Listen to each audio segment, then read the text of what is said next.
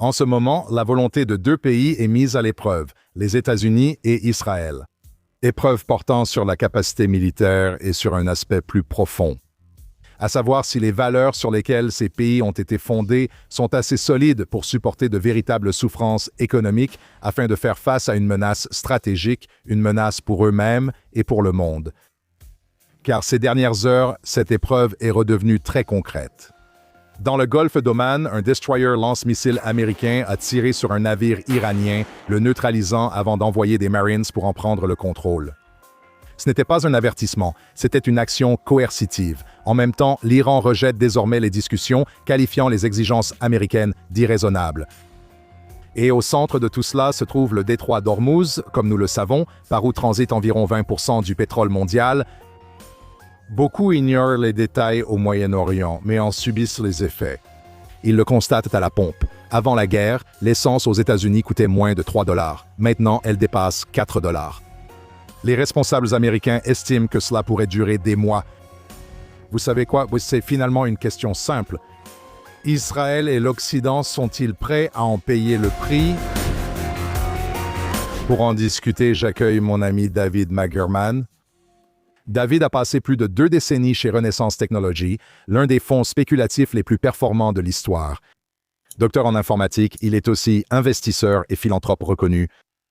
Mais ces dernières années, David est allé au-delà des marchés et de l'analyse basée sur les données pour explorer quelque chose de plus profond, des questions d'identité et de but, tant sur le plan personnel que national. David, merci de nous rejoindre. Merci de m'accueillir. Oui, c'est un plaisir. Je suis ravi que tu sois en Israël en ce moment. Comment te sens-tu ici? Incroyable. Après l'annulation de mes 2 derniers voyages, je n'ai cessé d'en réserver de nouveaux et j'ai enfin pu entrer dans le pays. N'est-ce pas l'endroit qu'on doit quitter à cause de la guerre? Jamais. Ici, c'est chez moi. C'est chez moi. David, ce que tu as écrit il y a une semaine a attiré mon attention. Je veux le remettre dans le contexte actuel. Comme je l'ai mentionné à l'instant, nous voyons, bien sûr sans grande surprise, que l'Iran a tenté de briser le blocus imposé par les États-Unis et nous avons des Marines qui ont abordé un navire et les prix de l'essence vont continuer à augmenter comme l'ont dit les États-Unis. Je sais qu'on en a parlé à l'écran et en dehors, mais tu as écrit quelque chose la semaine dernière qui m'a marqué. Et tu sais, tu avais prêté attention à ces sortes de mèmes antisémites qui circulent et qui disent que les Juifs sont responsables de la hausse des prix de l'essence. Et ma première réaction a été de prendre notre défense. Dans une station-service de l'Ohio, une pancarte près de la pompe disait « Les Juifs ont fait ça ». Et donc, tu sais, moi et d'autres avons dit « Non, tu sais, ce n'est pas seulement de notre faute », mais ton article disait « Oui, nous l'avons fait ». Oui. Alors, raconte-nous un peu ce que nous avons fait. Donc, je pense que l'erreur que nous avons commise dans la société occidentale, c'est de croire que nous sommes une société basée sur l'économie. Nous sommes une société dominée par la finance et tout tourne autour de l'argent. Et tout concerne notre subsistance, notre bien-être matériel, et gagner plus d'argent est considéré comme une réussite. Et vous savez, Hachem a créé une société d'êtres humains, d'animaux, et les êtres humains au sommet de la chaîne, et les Juifs avec une âme divine, ayant une responsabilité supplémentaire de prendre soin du monde. Nous sommes une société faite pour prendre soin les uns des autres, pas de nos comptes en banque. Et ce à quoi nous avons affaire avec l'Iran, avec l'industrie pétrolière et avec l'OPEP, c'est que nous avons été pris en otage par la menace de la hausse des prix de l'essence, ce qui fait augmenter le coût de tous les biens, crée cet environnement inflationniste et met en péril notre niveau de vie à court terme. Et nous avons permis au mal de mener ce chantage et de réussir à nous faire chanter. Et ce que nous avons choisi de faire, tant avec l'administration Trump qu'avec l'administration Netanyahou, c'est que nous avons accepté de faire augmenter les prix de l'essence à court terme. Pour créer un résultat bénéfique dans le monde, choisir le bien entre le bien et le mal est, selon moi, incroyablement courageux, mais cela ne devrait pas l'être. L'idée que nous devons être courageux pour vaincre le mal, simplement pour éviter de perdre un peu d'argent, c'est, je pense, ce qui ne va pas dans la société occidentale. Je pense qu'Israël et les Juifs sont au cœur de ce changement qui arrive enfin. Oui, c'est brillant. La plupart des gens réagissent instinctivement en s'en éloignant. Vous, au contraire, vous allez vers cela et dites que nous devrions être prêts à le faire. Nous devrions en être fiers. Nous devons être fiers. En Amérique, enfin en Israël, nous devons aussi l'être car nous subissons aussi des missiles. Comment expliquer à l'Américain moyen qu'il doit en être fier? Nous n'avons pas besoin de le faire. C'est, je pense, le faux postulat de la guerre de communication que nous n'avons pas à convaincre les gens que nous sommes bons. Nous devons simplement être bons et nous n'avons pas à convaincre les gens que nous sommes formidables. Nous devons simplement être formidables. En voulant convaincre les gens, on affaiblit en fait l'argument. Nous devons simplement faire ce qui est juste. Et si nous faisons ce qui est juste et qu'Hachem nous aide à réussir et que nous commençons à faire le bien dans le monde, si nous pouvons vaincre l'Iran et briser le blocus du détroit d'Ormuz et rétablir l'approvisionnement en pétrole à long terme, nous n'avons pas besoin de dire aux gens que c'est bien. Ils en verront les bienfaits avec le temps. Et finalement, à mesure que nous ferons davantage de ces bonnes actions, de ces actions courageuses, les gens cesseront de nous combattre parce qu'ils reconnaîtront que nous sommes une force du bien dans le monde. Mais lorsque nous essayons de les en convaincre en temps réel, avant d'en avoir vu les bénéfices, nous donnons simplement l'impression de nous excuser nous-mêmes. Vous savez, c'est incroyable. On dirait que l'Iran, même avant ce conflit récent, on pouvait voir le désormais défunt, Dieu merci, l'ayatollah Khamenei, qui disait que l'Amérique est décrépite, qu'elle n'a aucune valeur morale, n'est-ce pas? Il faisait tous ces commentaires, et je l'écoutais. J'entends, eh bien, il devait penser qu'il n'y avait aucune chance que l'Amérique ait la force morale nécessaire pour payer ce prix. Et je ne suis pas sûr que l'Amérique l'ait eu. Je pense que, vous savez, Israël, nous avons la perception que nous avons besoin de l'Amérique et que l'alliance est déséquilibrée, mais c'est dans l'autre sens. L'Amérique dépend plus d'Israël qu'Israël de l'Amérique. Et l'Amérique s'aligne sur Israël. Nous avons dégagé l'espace aérien avant que l'Amérique n'intervienne et ne bombarde les installations nucléaires. Nous avons un bilan irréprochable dans nos frappes aériennes et au sein de notre armée de l'air lors de la lutte contre l'Iran. Nous sommes, j'oserais dire, l'armée la plus redoutable du monde en ce moment, et l'Amérique en profite en se rangeant à nos côtés. Et je ne pense pas que ce soit parce qu'ils sont moraux et qu'ils voient la moralité de ce que nous faisons. Je pense qu'ils veulent rejoindre un gagnant. Et Trump l'a même dit l'autre jour. Il a dit qu'Israël est fort et qu'Israël est un gagnant, et ils sont contents. L'Amérique est contente d'être alignée avec nous. Ce n'est pas l'inverse. Donc, je pense que l'Amérique peut être morale ou ne pas l'être. Ce n'est pas mon problème. Mon problème, c'est que Israël doit être un pays moral, doit faire ce qui est juste aux yeux d'Hachem. Nous devons respecter ce que Hachem a exigé de nous lorsqu'il nous a donné Israël, c'est-à-dire que nous rendions la terre sainte et que nous soyons un peuple saint. Et je pense que c'est ce que nous commençons à faire maintenant. Tu sais, David, t'entendre parler d'abord, ça met en avant la clarté et la précision avec lesquelles tu vois cela dans, je dirais, notre foi et la façon dont tu la mets en pratique, n'est-ce pas? Souvent, les gens vont à la synagogue, ils peuvent aller à l'église, ils peuvent aller à la montagne.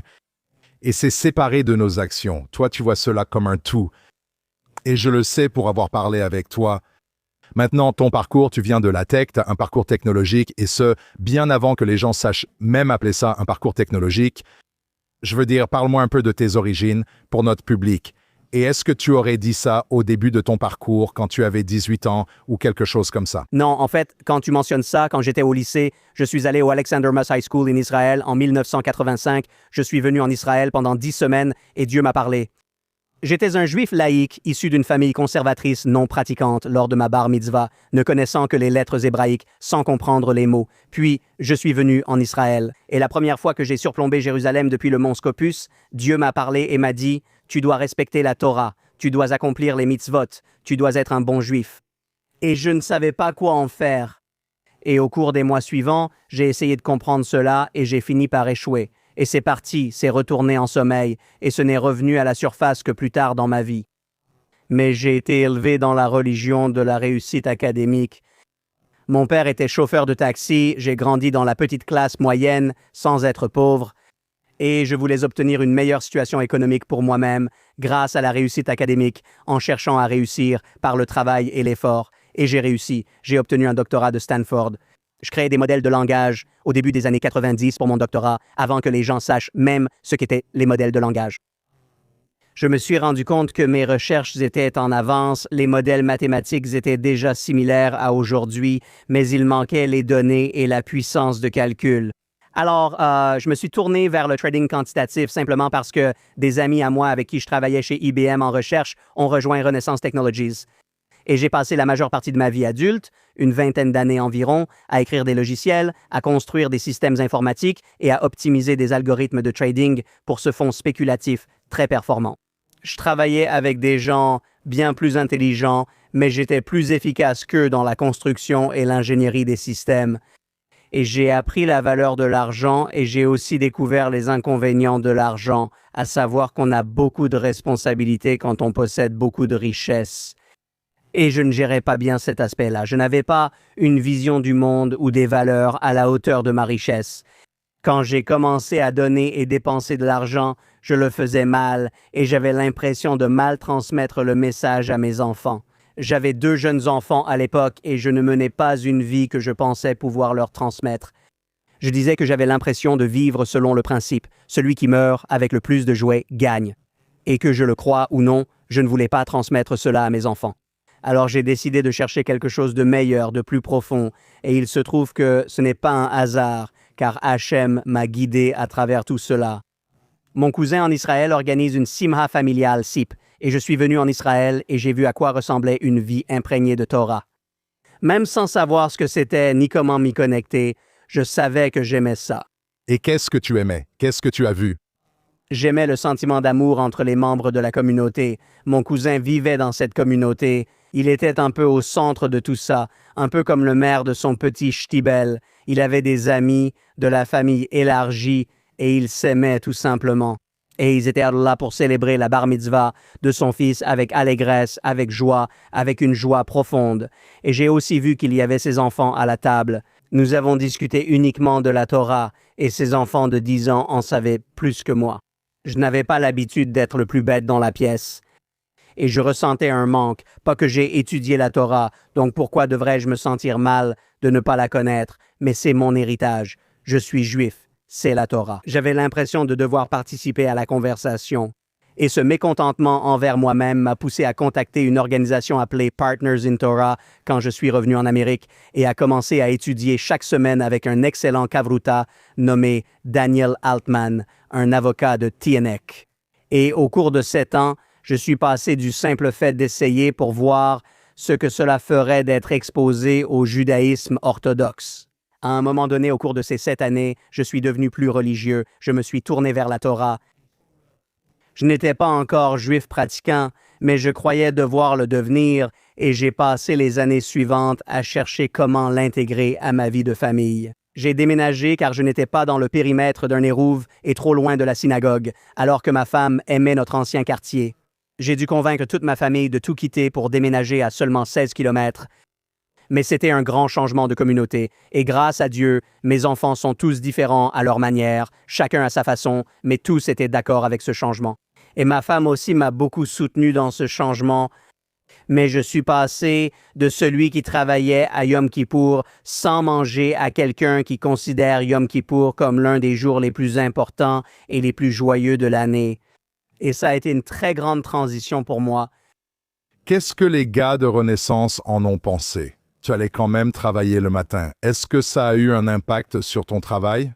Non, je veux dire, c'était pendant ma transition, j'ai déménagé. Ça a commencé quand je travaillais au bureau à New York. J'ai quitté Renaissance pendant 2 ans, puis déménagé à Philadelphie avant de réintégrer l'entreprise en télétravail. Donc, la plupart de cette transition s'est produite quand j'étais hors de la vue et des conversations avec tous ceux qui étaient là. Mais quand j'ai commencé à étudier la Torah, quelques membres juifs de l'équipe technique de Renaissance, dont un surtout, m'ont dit que c'était la chose la plus stupide que j'ai faite.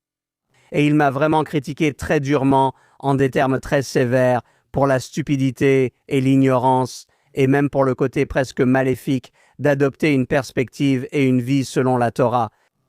Et mon mentor, qui n'était pas juif, mais que j'admirais énormément, pensait aussi que c'était, je crois que le mot qu'il a utilisé était débile. Pourquoi? Si tu leur avais dit que tu partais méditer en Inde, ils auraient réagi comment? Ils auraient vu cela comme quelque chose de très admirable et l'auraient loué. Non, c'est parce que les gens ont cette idée fausse que la Torah est d'une certaine manière contre la science et que la méthode scientifique est incompatible avec la croyance en un monde spirituel, une puissance supérieure, quelque chose au-delà du physique, de la physique du monde. Ils ne comprennent pas que la physique du monde, c'est la Torah, que le monde naturel et toutes ses mathématiques sont l'un des grands miracles que Dieu a utilisés pour créer l'univers, et que plus nous en apprenons sur la science, plus elle devient compatible avec la compréhension mystique. J'ai assisté à cette conférence de Chabad Lubavitch il y a des années lors d'une retraite du JLI où il y avait un physicien devenu Baal Teshuvah qui étudiait la physique quantique, les trous noirs, l'énergie noire et la matière noire. Et il a dit que les écrits anciens des mystiques du Moyen Âge et d'avant décrivaient en réalité avec précision ce que les scientifiques n'ont découvert qu'au XXe et XXIe siècle sur la physique quantique et la matière noire. Et les mathématiques de tout cela correspondaient à ce que les rabbins disaient il y a 1500 ans à propos du mysticisme juif. Et donc, je pense que nous passons de l'idée que la science fait progresser notre compréhension du monde à la compréhension que lorsque la science et la Torah sont en désaccord, c'est parce que la science n'a pas encore suffisamment progressé. Et nous devons quand même suivre la science. Dieu nous a donné un cerveau pour comprendre le monde. Nous devrions l'étudier jusqu'à bien le comprendre. Mais nous devons toujours comprendre que Hachem connaît le monde mieux que nous parce qu'il l'a créé. Et la Torah, c'est Hachem. Donc la Torah est par définition plus précise que la science. Nous pouvons vivre en suivant Newton jusqu'à comprendre qu'il avait tort et qu'Einstein avait raison, ou qu'Einstein avait tort et Hawking avait raison. Mais nous devons observer la Torah selon ce que disent les rabbins, selon la tradition orale et selon ce que Dieu dit jusqu'à ce qu'ils soient en accord ensemble. Est-ce qu'il y a quelqu'un dans le domaine technique ou scientifique qui partage votre point de vue, qui voit ces deux mondes se rejoindre? Bien sûr, je veux dire, j'ai lu des gens qui écrivent à ce sujet.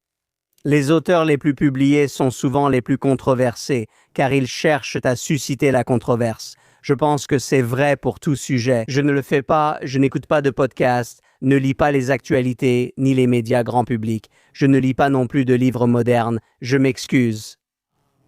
Parce que j'ai l'impression que la plupart du temps, toute personne qui consacre de l'énergie, de l'argent et du temps à publier un podcast, à écrire des articles, voire à écrire des livres, le fait principalement pour me convaincre de quelque chose qui n'est probablement pas vrai. Ils doivent m'en convaincre par écrit, au lieu que je découvre le monde et en tire moi-même cette conclusion.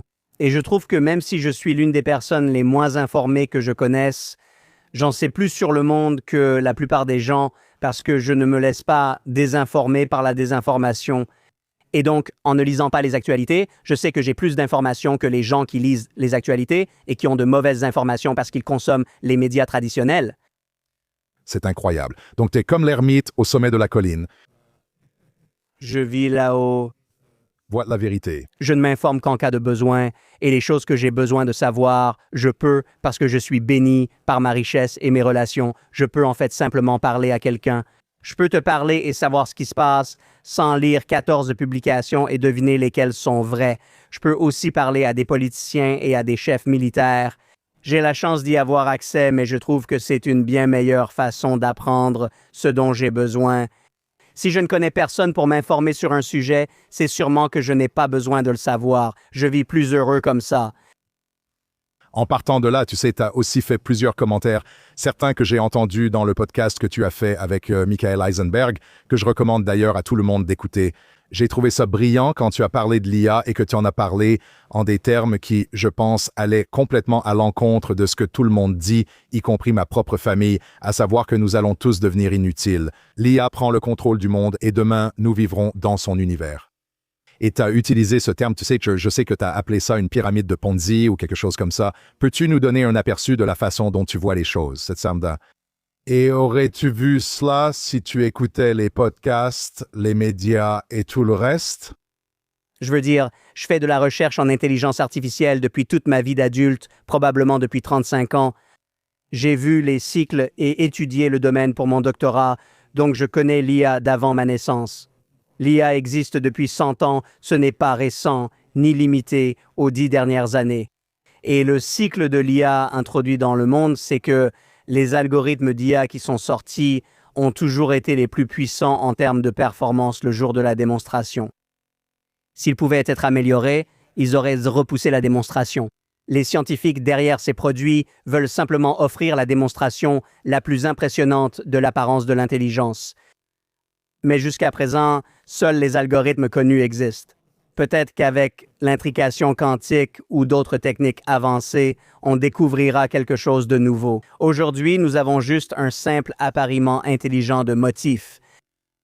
Je pense que ces grands modèles de langage sont le pire système de base de données jamais créé. Ils mémorisent simplement leurs données d'entraînement des centaines de fois sous différentes formes pour reproduire ce qu'ils ont vu dans les données d'entraînement. L'intelligence, c'est utiliser son expérience pour interpréter quelque chose de nouveau. Et ces algorithmes ne font pas cela. Ils ne font que régurgiter ce qu'ils ont beaucoup vu dans leurs données d'entraînement avec assurance. Et si quelque chose n'est pas suffisamment présent dans les données d'entraînement, ils donnent des réponses aléatoires avec assurance. Et donc, on constate que si vous identifiez les 100 usages les plus courants pour lesquels les gens vont utiliser cela et que vous vous assurez de les entraîner à très bien faire ces 100 choses pendant environ un an et demi, cela donnera l'impression que vous avez atteint l'AGI, l'intelligence artificielle générale. Mais dès qu'on les utilise pour des tâches plus variées ou que le monde évolue subtilement, loin des données d'entraînement, leur performance se détériore. C'est ce qu'on constate en pratique. Le problème, c'est que nous connectons ces systèmes à nos comptes bancaires. Nous leur donnons nos mots de passe et nos identifiants. Nous les relions à l'infrastructure de notre société. Nous prenons des décisions commerciales en nous basant sur eux. Je crois comprendre que Mark Zuckerberg utilise maintenant une intelligence artificielle pour diriger son entreprise, une version IA de lui-même. Et ce sont des décisions désastreuses parce qu'au fond, la seule espèce intelligente dans le monde, c'est l'être humain.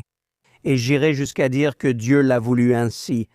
Et c'est une arrogance digne de la tour de Babel de penser que nous pouvons faire ce que Dieu a fait aussi bien que Dieu, voire mieux. Je pense que c'est dangereux de présumer que nous pouvons faire cela, et je crois que nous serons punis de la même manière que les créateurs de la tour de Babel l'ont été. C'est surtout le battage autour de l'IA, pas l'IA elle-même. Je veux dire, c'est ce battage. Ce que tu expliques est nouveau pour moi et sans doute pour la plupart de notre public. L'idée que l'IA dirige désormais tout le marché boursier. Oui, certains comparent à la bulle Internet, mais la différence est énorme. Dans la bulle Internet, des entreprises sont passées de zéro ou d'une valeur d'1 million de dollars à une valeur d'1 milliard de dollars, puis l'effondrement les a ramenées sur Terre. Nous avons pris des entreprises valant 1000 milliards de dollars. Nous les avons fait passer à 4000 milliards de dollars. Et le mal qui sera causé aux marchés mondiaux et à la société entière si une entreprise de 4000 milliards de dollars redevient une entreprise de 1000 milliards de dollars sera bien plus dévastateur que lorsqu'une entreprise valant plusieurs milliards de dollars retombe à une valeur proche de zéro. Et la raison pour laquelle j'ai qualifié cela de système de Ponzi, ce qui n'est probablement pas une description exacte, c'est que ces entreprises ne sont même plus une machine à créer du battage médiatique. C'est maintenant une menace existentielle auto-entretenue. Si l'une de ces entreprises admet ce qu'elle sait en interne, à savoir qu'il s'agit d'une fausse promesse, qu'elles survendent leurs produits à un niveau carrément frauduleux, si la première révèle la vérité, elles tomberont toutes, donc aucune ne peut se le permettre. Elles investissent toujours plus les unes dans les autres pour faire durer le jeu, impliquant aussi investisseurs particuliers et fonds indiciels. Et tout le monde suit simplement ce qui est populaire. Et donc, ce ne sont pas seulement eux qui l'entretiennent, mais tout cela repose sur un mensonge qu'ils ne connaissaient peut-être pas au début, mais qu'ils connaissent maintenant. Ils le perpétuent car ils cherchent une stratégie de sortie, un moyen d'en sortir sans détruire l'économie mondiale. Je leur reconnais au moins ce souci. Mais tout cela repose sur une base très immorale. Lorsqu'ils se sont rendus compte que cela ne fonctionnait pas, ils ont continué à construire et à gonfler la bulle de plus en plus. Quand ça s'effondrera, ce sera une vraie catastrophe. Cela me rappelle le Big Short. Comment s'appelle le film? Oui. The Big Short. Je veux dire, c'est comme le Big Short sous stéroïdes, ce que tu viens de dire, ce que tu expliques. Mais tu ne peux pas parier à la baisse là-dessus parce qu'il y a des milliers de milliards de dollars derrière. Donc plus tu paries à la baisse, plus ils peuvent simplement rajouter de l'argent à leur pari à la hausse pour te forcer à sortir de ta position vendeuse et te ruiner. Moi, je n'investirais tout simplement pas dedans. Je ne risquerais pas de vendre à découvert. Tu pourrais avoir raison, mais te tromper sur le moment. Si cela arrive 1 an après que tu aies dû sortir de ta position vendeuse, fais faillite et clôturer cette position, avoir eu raison ne t'aide pas. Et je pense ça, et aussi je ne vois pas l'intérêt de gagner de l'argent sur l'apocalypse. Je pense qu'on devrait simplement essayer d'éduquer de plus en plus de gens sur pourquoi le modèle économique de l'IA est tout simplement incompatible avec la science économique. Tout simplement, les chiffres ne collent pas. Si on convainc les gens, il n'est pas nécessaire de gagner de l'argent avec. On peut simplement rassembler de plus en plus de soutien pour ça et finalement faire pression sur ces entreprises pour qu'elles admettent leur défaite et trouvent une issue afin qu'on puisse revenir à vivre nos vies et gérer nos entreprises. Partant de cela et en approfondissant, je suis allé en Israël. Israël est, vous savez, dans un certain domaine, un domaine de l'IA. Israël se considère comme un leader, que ce soit dans la cybersécurité ou bien sûr la sécurité. Je veux dire, si on regarde la guerre actuelle dans laquelle nous sommes, nos cibles sont sélectionnées, vous savez, selon ce qu'ils disent, par un modèle d'IA. Donc, je suppose que ça fonctionne dans ce domaine, mais ce n'est pas de l'IA. Est-ce bien ça? C'est une idée reçue que j'ai apprise à l'université. Un professeur qui m'a beaucoup appris sur l'IA m'a dit qu'on appelle ça de l'IA jusqu'à ce que ça fonctionne, puis que ce n'est plus qu'un algorithme. Google, vers 2010, était l'un des meilleurs exemples d'IA jamais créés. C'est juste que les gens ont oublié que c'était de l'IA parce qu'ils l'utilisaient simplement. C'était juste en arrière-plan dans leur vie. C'est juste devenu un moteur de recherche. Oui, la reconnaissance vocale, c'est de l'IA. Cette intelligence artificielle générale ou ces grands modèles de langage qui créent des chatbots fluides qui semblent penser par eux-mêmes, c'est ça la bulle. C'est ce qui est vendu à tort comme quelque chose d'intelligent. Les gens, j'entends beaucoup de présentations de startups, c'est mon métier. Et chaque fois qu'un fondateur me dit que son produit comprend quelque chose ou qu'il apprend ou qu'il évolue, je l'arrête et je lui demande: qu'entendez-vous par apprendre? Parce qu'il y a des algorithmes mathématiques qui sont calculés sur un ordinateur en silicium, des nombres sont multipliés et additionnés, et vous obtenez un résultat. Il n'y a aucun apprentissage là-dedans, rien ne comprend quoi que ce soit. Ce sont les gens qui comprennent les choses, les enfants apprennent, les adultes apprennent.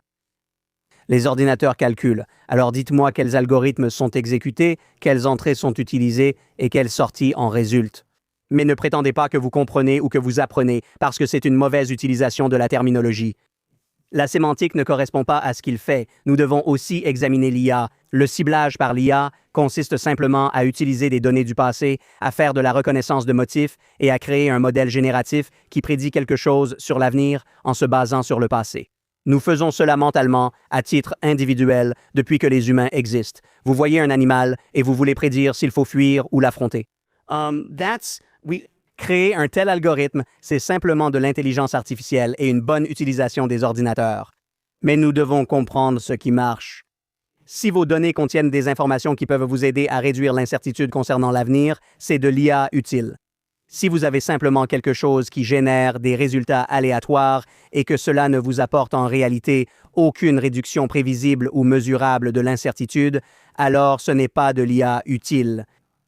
Et je pense que l'IA qui nous est vendue aujourd'hui, probablement seulement 5% des cas d'utilisation vont s'avérer réellement précieux.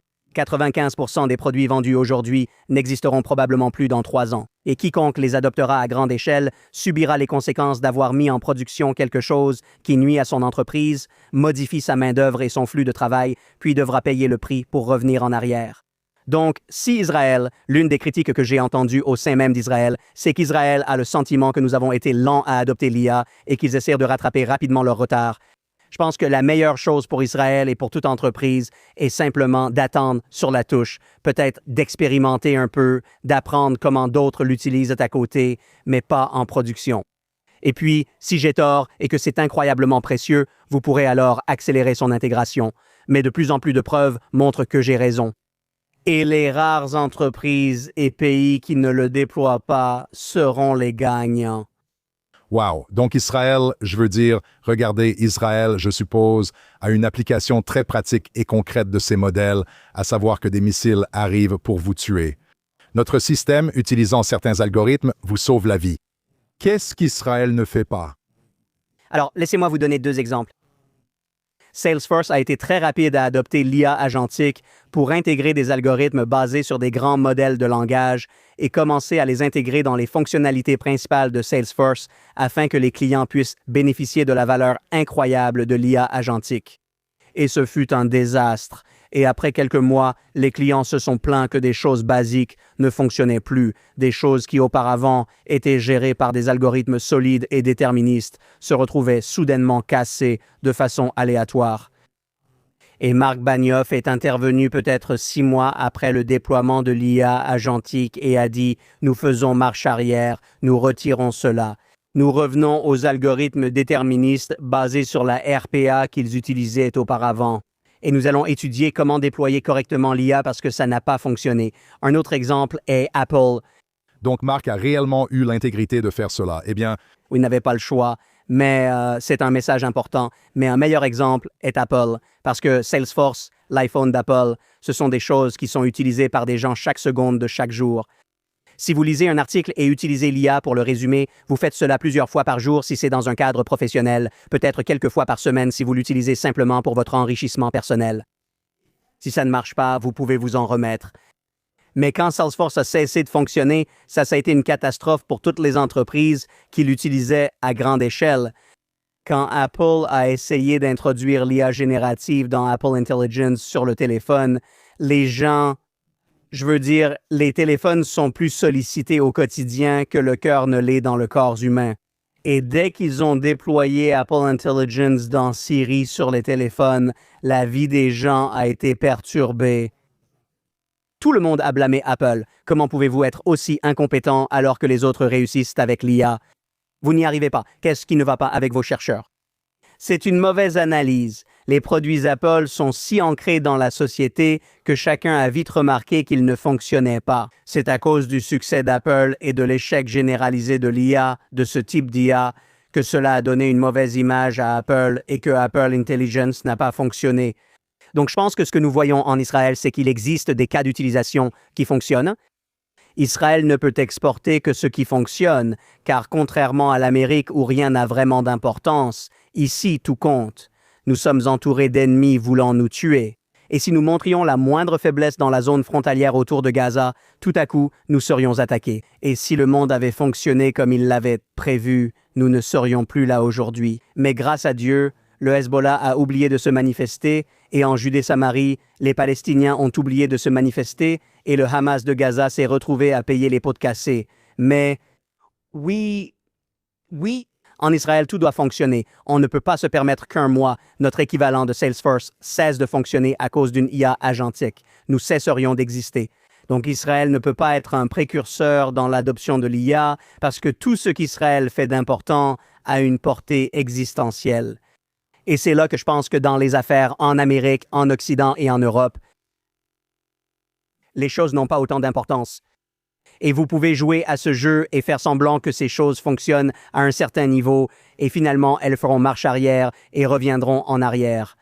Israël doit vraiment faire attention en déployant cela. Je sais qu'ils cherchent maintenant à déployer l'IA dans l'éducation. Nous avons vu à quel point l'éducation de notre jeunesse est incroyablement importante. Si nous n'avions pas les personnes brillantes, les héros de la FDI, pas seulement être courageux ou se battre physiquement, mais aussi utiliser leur intelligence et se battre avec génie. Nous vaincons des ennemis apparemment bien plus grands et plus forts que nous grâce à l'intelligence de nos soldats. Si nous mettons notre système éducatif en danger en déployant de manière inappropriée une IA défaillante dans notre système éducatif, nous ne nous en remettrons pas. Et je pense que c'est quelque chose dont nous devons être très prudents, car en Israël, tout compte. vous savez, nous avons ici le phénomène de l'unité 8200. En Israël, la plus grande unité militaire est la 8200 spécialisée dans le renseignement électromagnétique. Elle a permis la création de nombreuses grandes entreprises israéliennes grâce à ses diplômés. Si vous étiez au conseil éducatif de l'unité 8200 et souhaitiez que ces personnes créent un avenir économique solide pour Israël, sur quoi concentreriez-vous leurs efforts? Je les orienterais vers les algorithmes d'apprentissage automatique et d'intelligence artificielle d'avant OpenAI. Avant qu'OpenAI lance ChatGPT, nous développions régulièrement des applications très puissantes basées sur les données avec l'apprentissage automatique et les modèles Transformer, fondement des grands modèles de langage. Et les modèles de Transformer nous aidaient à faire de la reconnaissance de forme à un niveau qui nous était auparavant inaccessible. C'était une découverte scientifique majeure de notre génération qui était prête à transformer l'IA et l'apprentissage automatique pour le mieux. Puis, les grands modèles de langage sont apparus avec des sonnets shakespeariens et des imitations de la voix d'Oprah. Soudain, des objets tape à l'œil nous ont distraits et embrouillé l'esprit. Mais je les encouragerais vraiment à étudier les modèles Transformer, à étudier la science derrière les grands modèles de langage. Quand j'investis dans une entreprise reposant sur les grands modèles de langage, je veux qu'un scientifique capable de concevoir un modèle Transformer, si nécessaire, fasse partie de l'équipe. Ils ne le feront sans doute pas, car il existe déjà assez d'algorithmes open source, inutile de réinventer la roue. Je veux simplement qu'un enfant sache additionner et multiplier avant d'utiliser une calculatrice. Et je veux qu'il sache écrire une dissertation sur papier avant d'utiliser un algorithme d'IA pour en générer une. Je veux que mes scientifiques et mes équipes technologiques comprennent le fonctionnement interne de l'IA et des grands modèles de langage avant de pouvoir les déployer. Une fois que vous les comprenez, vous connaîtrez leurs limites et les utiliserez là où ils apportent de la valeur, en évitant de les déployer dans des situations où ils paraissent utiles, mais ne le sont pas. J'espère qu'ils écoutent, il y a beaucoup en jeu ici. C'est certain. Je veux qu'on remonte dans le temps et réfléchisse à l'histoire. L'un des projets auxquels tu participes est la Cité de David, où j'ai aussi passé une grande partie de ma vie. Et, tu sais, Israël, tu as aussi mentionné cela dans ta discussion avec Michael Eisenberg. Je l'ai mentionné de nombreuses fois. Nous sommes la nation des startups et Israël semble aujourd'hui tout miser sur le fait d'être la nation des startups. Ce qui nous sert de dissuasion face au monde semble être la nation des startups. Mais au bout du compte, nous sommes la nation ancestrale. Nous sommes la nation autochtone. Et j'ai l'impression que nous commençons à croire à notre propre propagande et à oublier un peu d'où tout cela vient. Qu'en pensez-vous? Et quel rôle la Cité de David a-t-elle joué dans votre compréhension d'Israël et de la place que nous devrions occuper dans l'histoire? Comment notre passé ancien, notre passé innovant, depuis le roi David jusqu'à aujourd'hui, sont liés? Je pense que très peu de gens font ce lien. Oui, je pense que je n'aime pas considérer cela comme notre passé ancien, parce que la Torah, le mont du Temple, Jérusalem et cette singularité qui est l'endroit le plus sacré de l'univers sont les mêmes aujourd'hui qu'il y a 3000 ans. L'Aka et tout ce qui se passe dans le troisième Beit Hamikdash sont liés au temps, mais l'universalité du mont du Temple est universelle et intemporelle. Et je pense que nous, lorsque nous luttions et lorsque nous avons été attaqués, le 7 octobre, c'était en réaction. Implorer Hachem et demander à Hachem le salut, la guérison et la victoire sur nos ennemis, parce que nous avons été pris au dépourvu, en difficulté et nous luttions.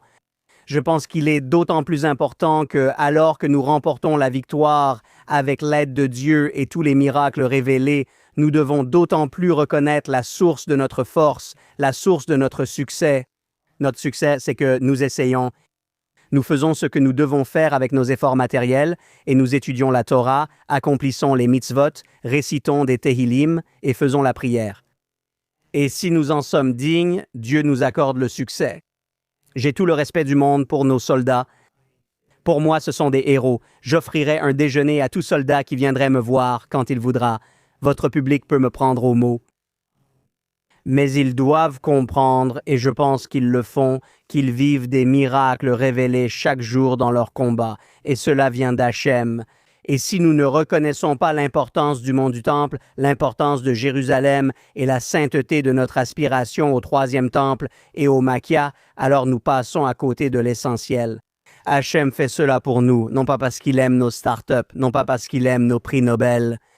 Tout cela, c'est le côté matériel, la gashmiut de notre réussite. Et cela fait partie de, Dieu nous donne la force de faire le bien et le mal. Vous savez, notre âme divine nous donne de la force. Vous savez, nos clipots alimentent le mal que nous faisons. Et c'est super, c'est un super pouvoir. Mais nous sommes censés aspirer au bien parce que nous portons une part divine. Et nous devons montrer à Dieu que nous comprenons cela, que cela vient de lui. Même en revenant à cela, je reste un grand partisan du travail mené dans la Cité de David. Restaurer la grandeur de la route du pèlerinage depuis le bassin de Siloé jusqu'au mont du Temple pour recréer ce que notre peuple a fait pendant des centaines d'années lorsque les temples étaient là. Mais même en revenant à la véritable source de notre alliance, et cela se trouve à Évron et à la grotte de Macpéla, nous méritons les miracles de Dieu en partie parce que nous faisons de bonnes actions, parce que nous observons la Torah, parce que nous reconnaissons Hachem. Mais en fin de compte, tout ce que nous avons, c'est parce que Dieu a conclu une alliance et que Dieu est honorable. Dieu a fait une promesse à Avram Avenu et aux Avot et Imaot qu'il ferait tout ce qu'il fait pour nous. Et il ne ment pas. Il ne revient pas sur un accord, il paye ses dettes. Et nous méritons ce que nous avons grâce au mérite des Avot et Imaot.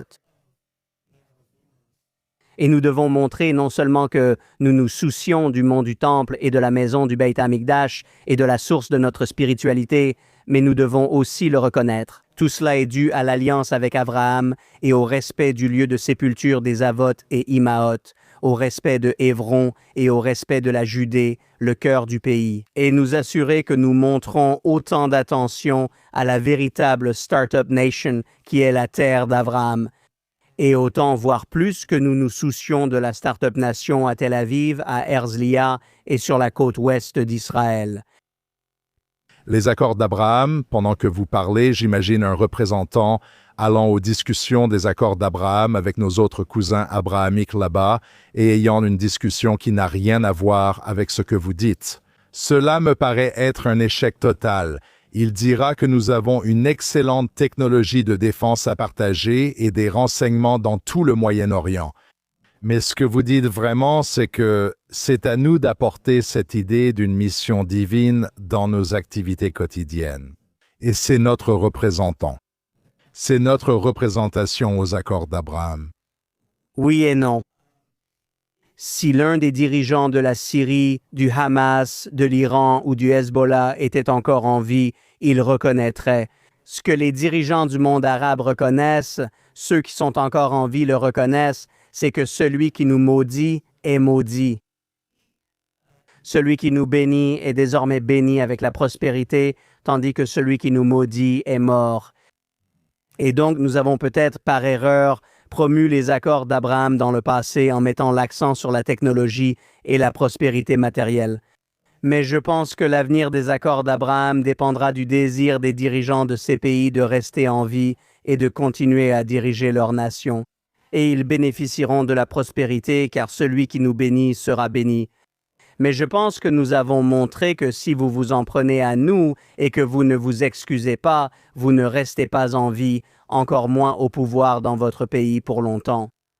Et c'est dommage que nous ne le disions pas. Nous devrions assumer ce que Dieu nous a donné. On dirait qu'on ressent le besoin de s'excuser d'exister et de justifier notre existence par notre technologie, nos startups et nos reventes à 30 milliards de dollars. Et ce sont de bonnes choses, mais ce n'est pas notre raison d'être. Nous ne sommes pas la Startup Nation. Nous sommes Eretz Israël. Nous sommes la terre de la Torah. Nous sommes la terre que Yahushua a conquise. Nous sommes en train de la reconquérir. Et nous devrions assumer cet héritage et assumer cet avenir. David, j'ai l'impression que ces mots sont tellement vrais. En fait, je vais dire publiquement que j'ai l'impression qu'aller beaucoup plus loin que cela serait une perte de temps. Je veux que notre public réécoute les 2 dernières minutes de ce que tu as dit. J'ai le sentiment que c'est un sens de la mission que je n'ai jamais eu auparavant dans ce podcast, avec une telle clarté absolue. Et je ne sais pas exactement ce que Dieu t'a dit quand tu te tenais sur le mont des Oliviers, mais il a pris ce jeune homme qui n'a pas grandi dans une famille religieuse et t'a imprégné d'un sens de la vérité. C'est tout simplement, c'est éclairant au vrai sens du terme. J'ai l'impression que même pour moi, juste assis ici, il y a un certain brouillard. Même moi qui passe souvent aux informations pour défendre Israël et qui essaie de ne pas m'excuser, il me manque ce genre de vérité fondamentale dont tu parles. Et je veux te remercier de l'avoir apporté ici au podcast Trees. J'ai l'impression que c'est désormais vrai. Et puis-je te dire que autant que le fait que Hachem me parle quand j'étais jeune était très important pour moi, l'apprentissage que j'ai fait en étudiant le Tanya et la Hassidut et non de la Kabbale. Le Tanya pour nos auditeurs. Donc le Tanya, c'est la présentation par l'Admour Hazaken ou la présentation des enseignements hassidiques anciens issus du Zohar, la mystique juive, présentée au grand public, malgré beaucoup d'opinions publiques contraires à l'époque où il l'a fait. Mais pour moi, c'est la métaphysique, c'est la science du monde spirituel. Nous ne sommes pas capables de vraiment le comprendre autrement que par la métaphore. Mais les enseignements hassidiques qui sont intégrés dans le Tanya, qui sont développés dans le Tanya, m'aident en tant que scientifique à comprendre comment imaginer le monde spirituel que je ne peux pas percevoir. C'est un peu comme Jim Simmons, le fondateur de Renaissance, qui était un géomètre computationnel. Il comprenait les espaces à 16 dimensions, les mathématiques des espaces à 16 dimensions. Nous vivons dans 4 dimensions, Et le monde spirituel, le monde de la kashrou, le monde des mitzvot, le monde des clipos, le monde de la spiritualité, est dans une autre dimension que nos sens ne peuvent pas percevoir. Et la Torah nous explique la matière, c'est le manuel d'utilisation pour savoir comment gérer le monde où nous sommes aveugles aux pièges dans lesquels nous pouvons tomber si nous y mettons les pieds. Donc la Torah nous dit comment éviter les dommages spirituels que nous ne pouvons pas percevoir si nous les subissons. Et le Tanya explique la métaphysique qui se cache derrière cela. Il expose des métaphores sur la façon dont notre âme divine et notre âme animale sont en lutte constante et comment, en réalité, ce monde entier n'est que Dieu. Si vous avez déjà vu le film Matrix, à la fin du premier film, lorsque Neo commence à voir la trame des bits et des octets du monde virtuel dans lequel il vit, c'est en fait ce dans quoi nous vivons. Notre monde physique qui est très réel, et Hachem veut que nous le vivions de manière très réelle, n'est que cela. L'espace à 4 dimensions de cet univers n'est que des bits et des octets pour Hachem, de façon métaphorique. Et nous, les Juifs, vivons nous aussi dans ce monde physique. Mais selon le Tanya, nous faisons aussi partie de la trame de ce monde virtuel et nous sommes responsables de faire fonctionner ce système. Et la Torah, la tradition orale et les enseignements mystiques sont tous les éléments qui nous apprennent comment le faire de manière responsable. Et lorsque j'ai commencé ma 3e lecture du Tanya, j'ai commencé à voir et à comprendre les implications de cela, la métaphysique, la métascience du monde spirituel. J'ai compris que mon rôle ici n'est pas seulement de profiter, regarder de bonnes émissions, savourer un bon vin et tout ce que je fais dans le monde profane. Je suis censé faire quelque chose pour Hachem. Hachem m'a mis ici pour une raison, et si je peux, si mes algorithmes s'intègrent dans cette matrice et que je fais ce que je suis censé faire, je serai récompensé par la longévité, la santé, la productivité, et mes enfants en bénéficieront. Je ferai partie de l'histoire comme la reine Esther, car elle a pris des risques en approchant Yatchesh-Vérouche. Si je fais ma part, j'en serai récompensé. Si je ne le fais pas, je mourrai spirituellement ou physiquement et deviendrai insignifiant. Et donc, je pense que ce que j'ai appris du Tanya, c'est que mon travail est de découvrir aussi rapidement et aussi complètement que possible quel est le but de Dieu pour moi, pour votre public et pour tout le monde, juif et non-juif. Nous sommes tous ici pour une raison. Et nous devons chercher à découvrir notre but et essayer autant que possible de faire partie du dessein de Dieu pour nous afin que nous puissions atteindre une rédemption. Nous pouvons accueillir Makia, obtenir le 3e temple et inaugurer la nouvelle ère du monde à venir, mais il faut agir. Ce travail n'est pas de décider ce que nous pensons que la Torah signifie ou ce que nous voulons que le judaïsme soit. Nous devons comprendre ce que Dieu nous dit qu'est la Torah et quel est notre but dans ce monde. David, c'est incroyable. Merci de nous avoir rejoints. Merci beaucoup de m'avoir invité.